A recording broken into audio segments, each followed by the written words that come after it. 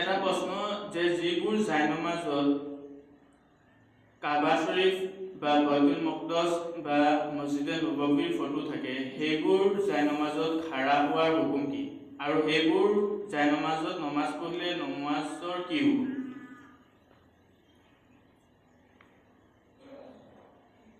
প্ৰথম কথা যে সেইবোৰ জাইনামাজত আপুনি জাইনামাজত নমাজ পঢ়িব পাৰিব।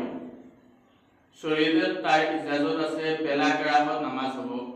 কাৰণ বাইতুল মুকদ্দাছ বা কাবা শৰীফত গৈ পিনিও মানুহে তাত ভৰি ৰাখি নমাজ পঢ়ে।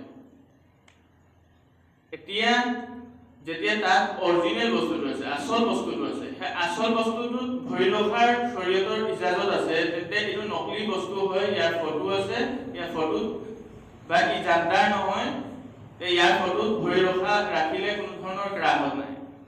তে মানুহৰ মাজত এটা ভৰম ফেলোৱা যে এনেকুৱা জাইনামাজত নমাজ পঢ়িলে মকৰুহ হ'ব বা অন্য কিবা হ'ব, তেনেকুৱা শৰীয়তৰ হুকুম নহয়। ফতৱাই মাহমুদিয়া আৰু ফতৱাই ৰহিমিয়াত লিখিছে যে তেনেকুৱা জাইনামাজত যদি নমাজ পঢ়া হয় তেন্তে বেলেগ ৰাহত জায়েজ আছে। কিন্তু শৰীয়তত আফজল আৰু বেহতৰ এইটো যে জাইনামাজখন সাদা হ'ব লাগে, একো ফটো চটো নথকা জাইনামাজ হ'লে বেছি সওয়াব পাব, আদবৰ বেছি কাষত।